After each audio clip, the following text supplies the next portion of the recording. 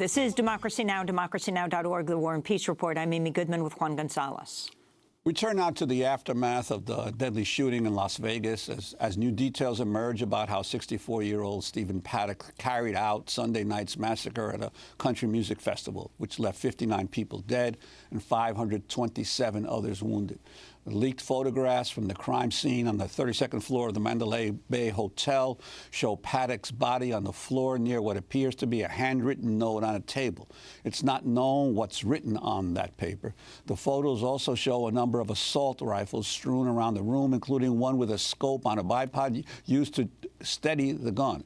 Other photos show high-capacity magazines, and 12 of Paddock's rifles had bump stock modifications that effectively made them fully automatic machine guns. Meanwhile, on Capitol Hill, House Speaker Paul Ryan said he's suspending consideration of a bill that would make gun silencers widely available. He appeared to leave open the possibility lawmakers would take the bill up again later this fall.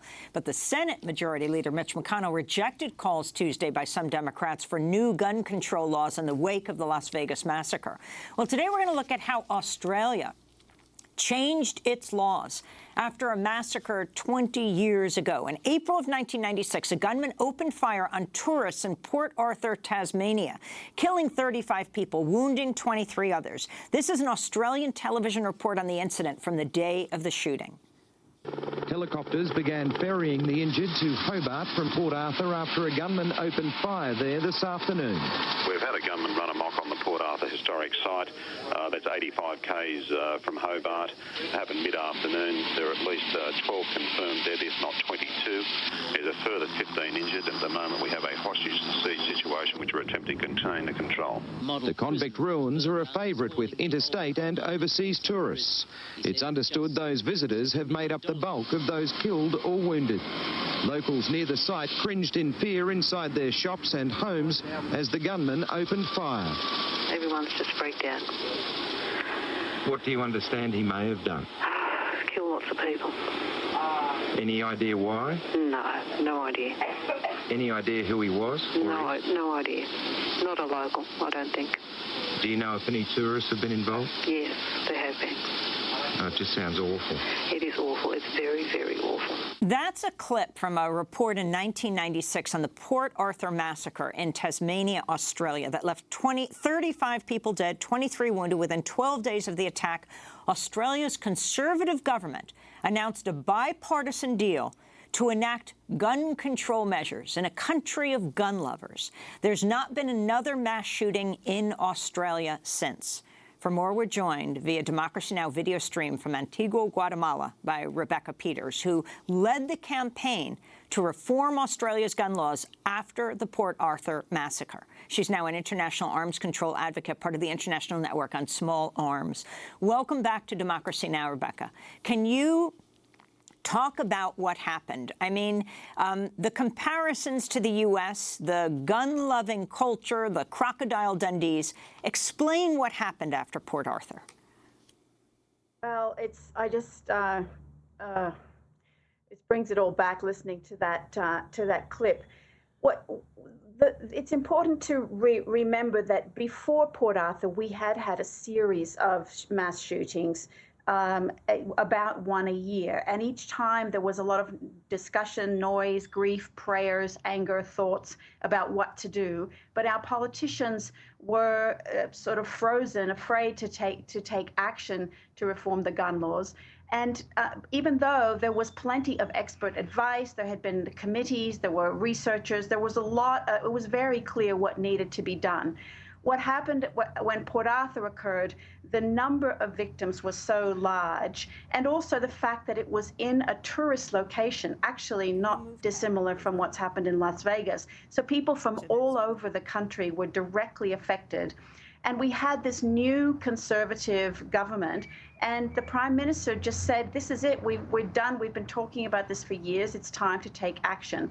So he negotiated with all the states to bring about the National Firearms Agreement based on what, in fact, our campaign had been calling for, which was based on evidence, on research, and that is a scheme of uniform laws across all the states based on a system of licensing, which involves a background check for every gun sale. And the background check is not just a question of have you already been to prison or not, because we know that most interpersonal violence, and especially most domestic violence, involves people who have not already been convicted of a crime. But the purpose of a gun law is to prevent violence. And so we have universal background checks, we have registration of all firearms, and we have a ban on civilian possession of assault weapons, of military style and non-military style, actually. What is military style anyway? Of semi-automatic rifles and shotguns.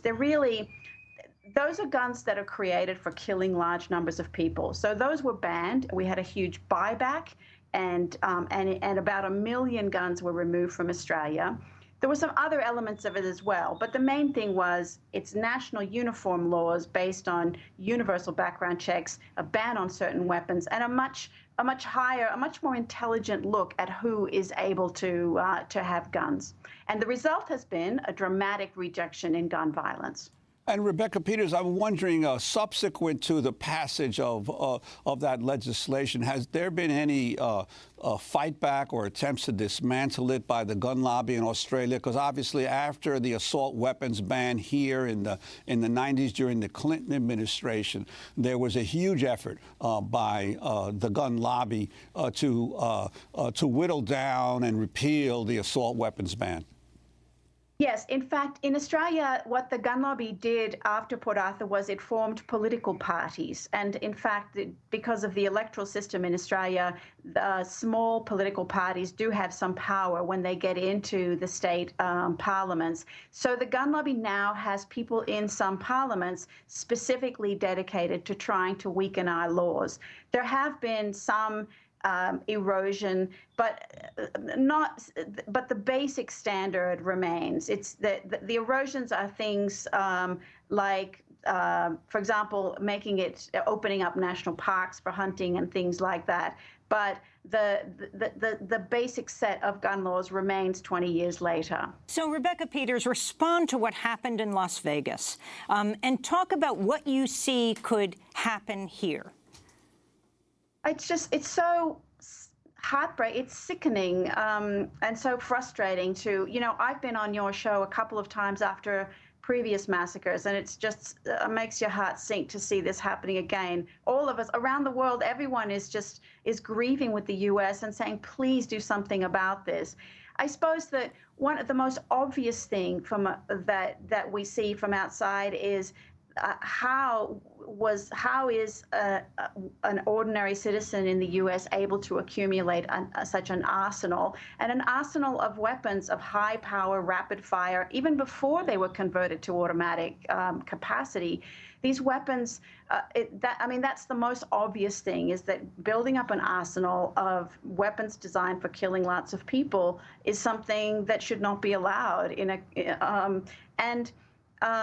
and also the vast quantities of ammunition, and obviously the mechanism that seems to have permitted these semi-automatics to convert to full automatics. Fully automatic weapons are banned in the U.S. in principle, and therefore, obviously, the mechanisms that allow a semi-automatic to convert to fully automatic should also be banned.